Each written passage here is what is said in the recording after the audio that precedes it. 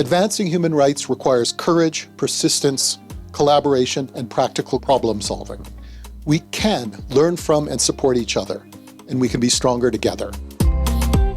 UNDP has worked with national human rights institutes over the course of the We Belong Africa program over the last 6 or 7 years. And this is an opportunity for us to bring these national human rights institutes together for a learning experience, to exchange stories, to exchange best practice, and to talk about practical solutions of how they address some of the work that they do within their national contexts.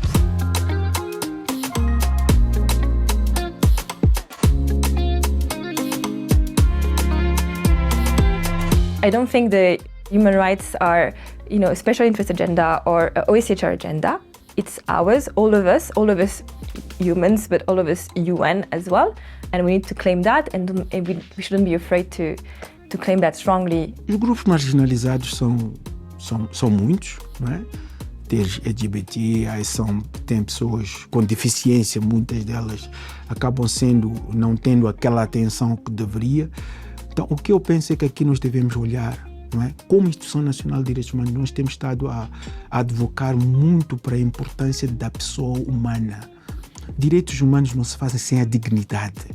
A dignidade humana está em primeiro lugar. Aliás, este é o objeto dos direitos humanos. National human rights institutions are basically there to bridge the gap between law, between government, and between people. In between that, you have civil society organizations, you have courts, and really what these institutions do is they plug that hole by educating the public to bridge the gap between the law and the people, by holding the government accountable or the state or any actors accountable, thereby bridging the gap between the state and the people, and then litigating on behalf of those whose rights have been violated, thereby ensuring that justice is being achieved and being met.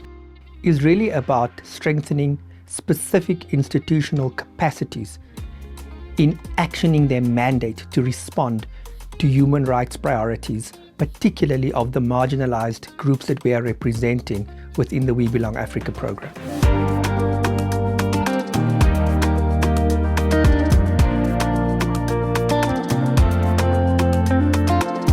I think the biggest lesson has been in terms of really knowing the numbers in terms of violations that are being reported by community members, because data is very important.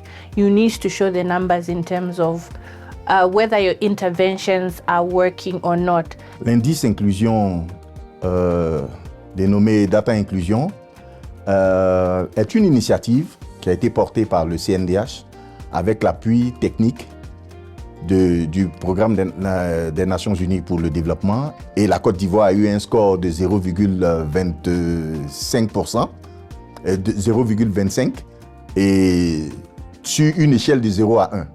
Et cette note-là est jugée faible, et ça nous a permis de comprendre les écarts qu'il y a dans les différents domaines d'évaluation, donc le domaine de la santé, le domaine de l'éducation, le domaine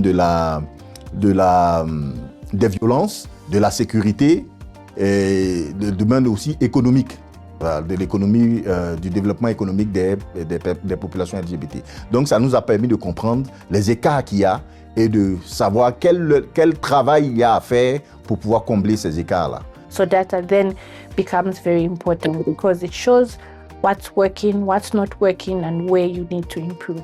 But it can also be a tool to create awareness about an issue. A lot of legal problems that are human rights based often don't have the knowledge behind it. So people are not aware that this is an issue or that this affects people. De se former de sorte à pouvoir maîtriser les concepts et à pouvoir en parler vraiment de façon aisée. Et de deux, de s'adjoindre les populations même concernées par la thématique, c'est-à-dire les membres de la communauté des personnes intersexuées. Em todo o processo que tu queiras realizar, é um reassentamento de populações que estão deslocadas, é a atribuição de algum direito, é a realização de um projeto naquele local, seja lá o que for. Sem aquelas pessoas a quem aquele projeto vai beneficiar, não vai funcionar. Logo, se é este ou aquele, então temos que engajar, dar-lhe a palavra e, por que não, se for possível, fazer-lhe participar, não é, no processo. Não só ouvir a primeira parte, mas em todo o processo até que aquilo se efetive e realmente eles se sintam parte, e aí sim temos o acesso à justiça praticamente concluído. Collaborative efforts to address particularly human rights violations is one of the key structures and strategies that we need to use to implement lasting and sustainable change within respecting human rights, particularly for populations that are typically marginalized. Working together, I think it helps us show that human rights and development are not separate, and that human rights and inclusion and accountability, those are really important ingredients to get sustainable development. All of us are participating in this meeting. It is important that as we are doing our work, we are promoting equality and inclusion for all and not discriminating against anyone, especially on the basis of sexual orientation or gender identity.